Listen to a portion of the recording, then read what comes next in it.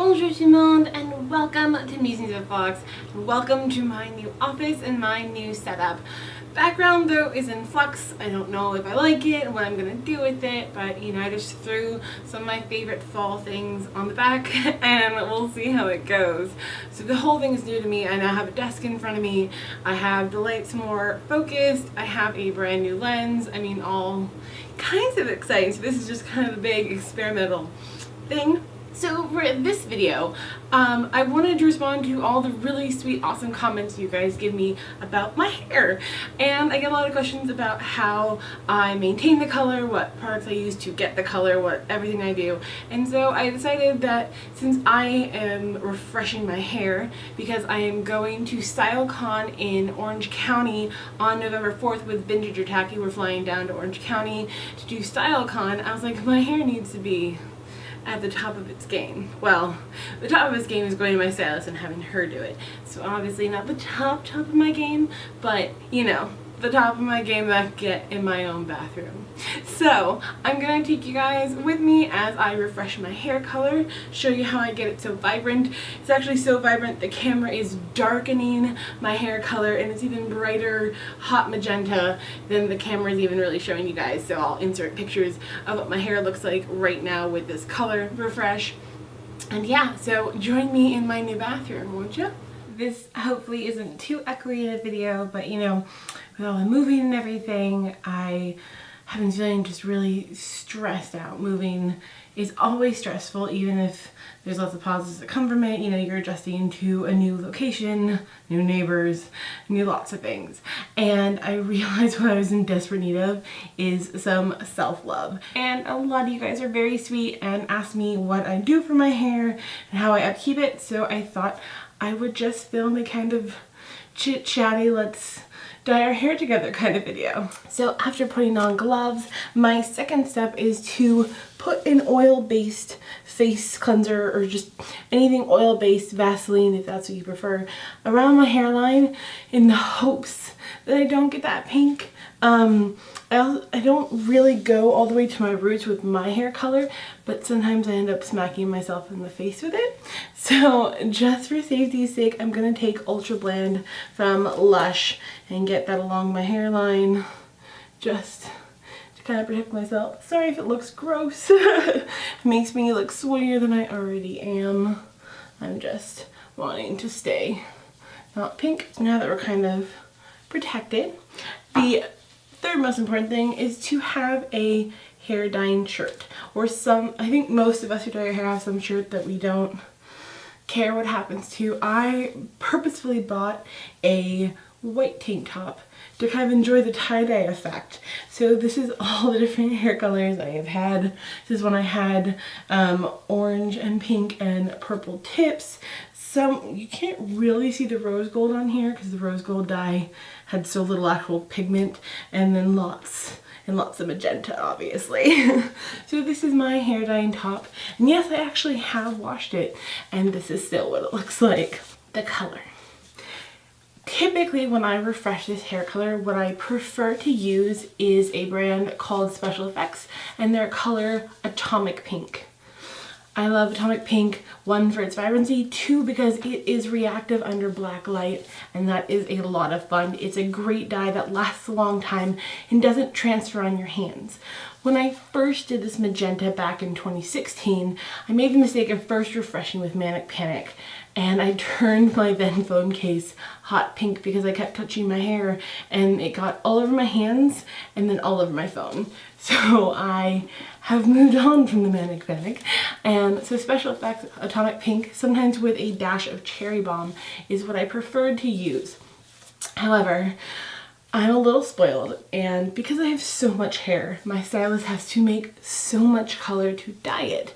And the last time when I switched from the rose gold to this color, she actually gave me the bowl of leftover color, which is probably more than enough to do today's touch-ups. So I'm very spoiled because mixed in here I know I have Joico's Magenta, I have some colors from Kemon, I'm not sure how to pronounce it, and then I think maybe even a little bit of Pulp Riot. So those are all professional salon grade that you can only get if you are a hair professional or you happen to know one who will go and get this for you. The Joico Magenta, I believe you can buy on Amazon, but you definitely can't get Pulp Riot, which is a shame because Pulp Riot's amazing. So today I will be spoiled and I will be using my professional grade colors. What I really love about what she did with this last time is she dyed it a color that was a little bit darker than we had done the last time. And so I've gotten 2 months of color without having to retouch. So this is 2 months of washing my hair with the most sulfated shampoos. I have very, very oily hair, and so I need to use like Herbal Essences Rose is my favorite shampoo. Sometimes I layer that with Head and Shoulders as well, and so these are very, very non-dye friendly shampoos. And with the color combination she does, I have very, very minimal fading. It's still bright, but if you're in person you could see that there's some really pale pink bits. So while it's cool, it definitely looks a little bit like I have been to the salon a bit, so we're gonna fix that. So you can see underneath that some of the color is still very, very vibrant while the tips have taken the most damage. Because I do, as you've seen in other videos, curl my hair a lot, and while I do use a heat protectant, when you have dyed hair, this is actually 3 times bleached hair. This hair went from a dark espresso brown bleached to my sunset ombre, which was, like I said, orange, hot pink, and purple. That was bleached out to go to the magenta. And then from the magenta, I bleached all the way to a rose gold. That was 3 bleachings, and then gently went from the rose gold to the hot pink, not having to thankfully bleach again. Start at the back and just take strands and just have a happy painting time. Have a nice little Bob Ross happy painting time. Pro tip, if you're renting like I am, or even just for the safety of your own bathroom, I put a towel down on the floor, so in case this slops around, I am well protected, and so is my security deposit. I think unless you are renting or buying your own home, like single family house, I don't think moving, like apartmenting, is ever anyone's ideal, because there's always new neighbors, and then you have to deal with all the different things, whether it's parking, just the sounds of other neighbors. It's not good stuff for me. I don't like it. What is that new thing that they've discovered? It's called misophonia. They haven't really fully done like super duper research on it, but it's people who react very strongly, very negatively to sound.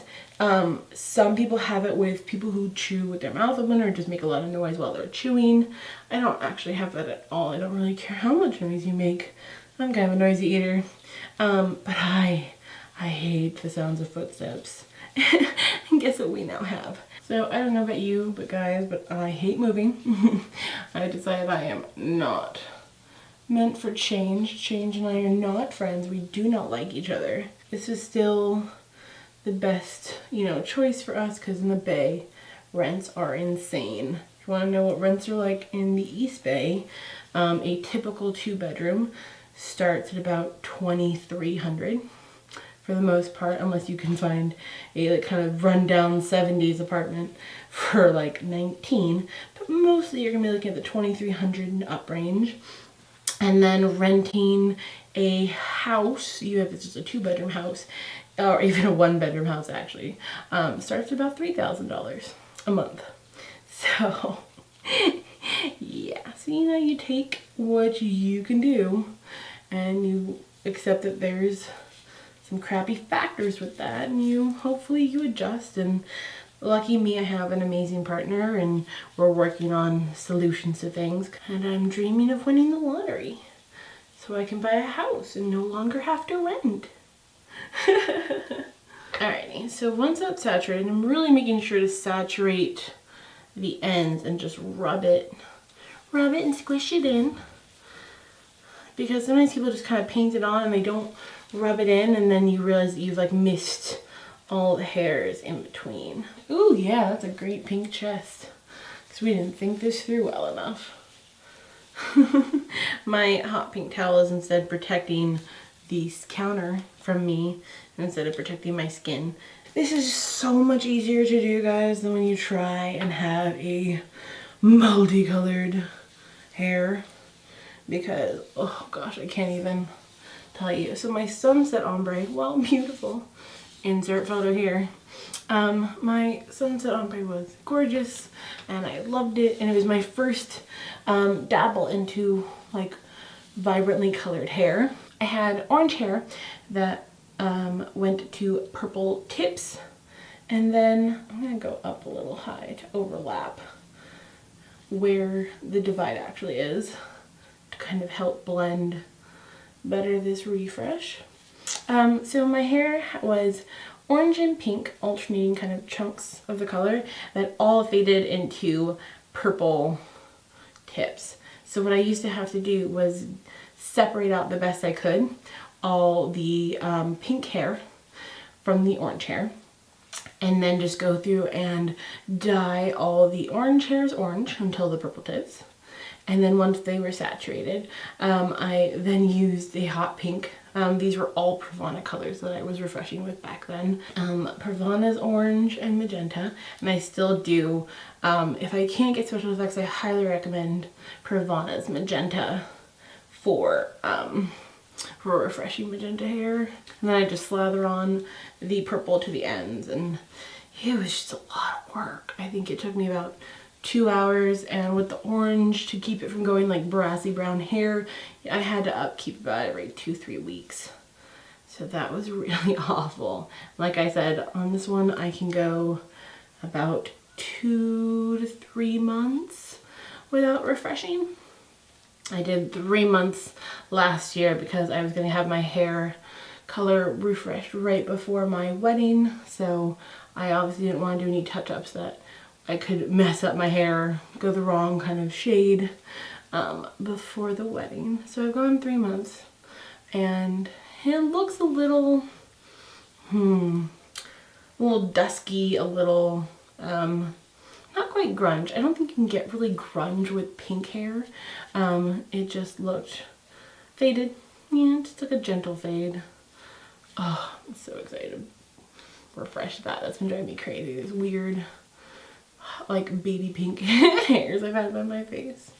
So yeah, so if I go to the stylist and then I can get 2 or 3 months until I have to refresh once on my own and then get another 2 or 3 months, that's pretty good for me. That gives me about 4 to 6 months before I see my stylist, and which I think is a good rate to me, and my wallet thinks so too, because I really believe in paying top dollar for my hair. I love my hair. It is a huge source of pride for me, so I really don't take corners with it. I did in college, and that has lent to some really awkward Facebook memories of bad bang attempts and yeah, no. How about you guys? Do you guys have an unnatural hair color that feels just more natural to you? Because I certainly do. This espresso-y chocolatey brown just feels more me and more normal, even though my hair color is so light. My dad's a blonde, my mom's a natural espresso, and I think I grew up coveting her curls and covering her dark hair that I just thought was so beautiful. So yeah, like honestly, the most me comfortable hair I have is this espresso with these like cherry cola ends. It just feels the most me. When I was trying the rose gold, I had a lot of fun with it. It was very pretty and I really enjoyed it, but it never felt quite me. I didn't know how to, I feel like my makeup never matched. I had a really hard time wearing my favorite lipsticks. They just didn't go with the blonder hair. And yeah, it was really just kind of hard for me to feel comfortable, which is hilarious considering I launched this channel with that hair. But yeah, no, it's ever since going back to this, it just feels me. Like, it's the most natural. The unnatural hair is the most naturally me. Okay, so now that we have lathered all that on there and caught our hair all up in our piercings. Do you guys have any ear piercings? I have 5 in each ear. I'm itching for more. I don't have any tattoos at the moment, but I'm definitely one of those people who's like addicted to getting piercings. Even though I've limited myself to 5 in each ear, I have broken up getting some of them. So it's like 2 sets of, no, I did 1, 2, 3 as sets, and I did 4, and the last 2 I did individually, so I could kind of draw out the process. Now I've kind of run out of space. Yeah, I'm not one to really do the conchy bits of my ear, so yeah, I think I might one day get an industrial because I really love them. Hubby's not that into them, but I don't really care. Alright, so after I have saturated my hair, I have thrown it up into a bit of a bun just to get it off of me so I can go and eat dinner while I let this set for about 30-40 minutes. And then I will see you guys back here after I have washed it and blow dried it. So I decided to spare you guys from the near half an hour it takes me to blow dry my hair, because that is just so intense. It's also really hot in there, and I just figured, you know, camera and tripod and all that. I was like, no, let's just jump to the hair freshly blow dried. So the way I blow dry my hair is really simple. I use a Conair bright orange hair dryer, and I blow dry my hair like any person. I have extremely thick hair. It is affectionately known in my circle as the otter pelt. Even my stylist talks about it, and so it's very thick and unfortunately very oily. So when I do blow dry my hair, I actually blow dry on the highest wind power, but only on warm. I try really not to go for high heat because I find that high heat ends up either really drying out my scalp or just triggering my shampoo in some way that my roots end up so oily and I'm having to rewash the next day or two, and I really try and get about 3 or 4 days out of my hair between washes to preserve the color. Not always possible, but that's how I do it. And then the key step that I found for not damaging your hair with a blow dryer is when you finish, put it on cold. That cool blast, just hold the cool blast down, and it helps really defrizz my hair. It gives it really a great shine, and it just kind of like closes up your hair's ends, and so, you know, the pores of your hair aren't open. So that's, you know, one of my little tricks. So now that you've seen the dye that I use to get the color, I'm just gonna let you guys know what I do to keep my color.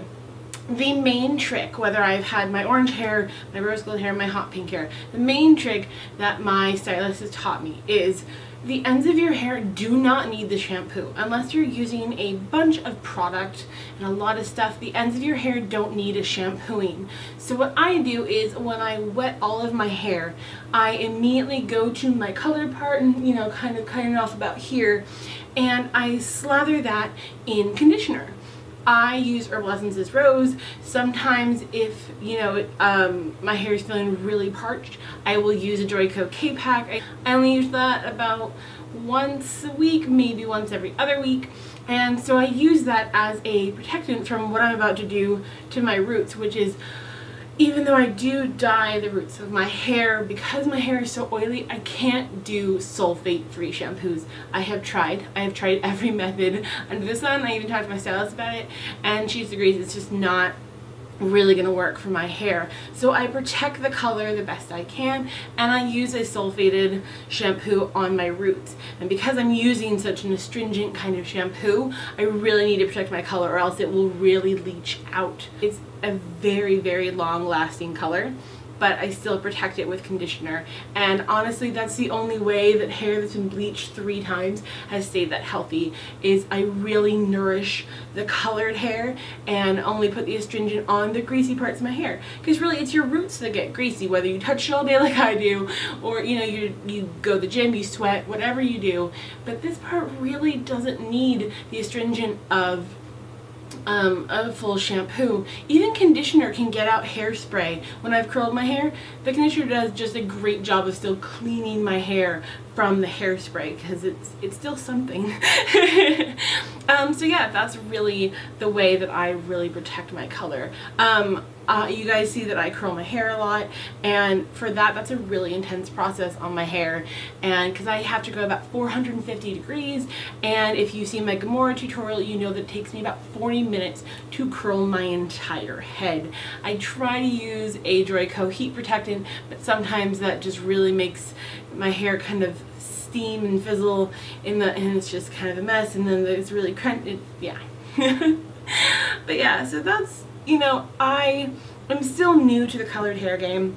I've only been doing it for almost 2 years now, and I really, really love it.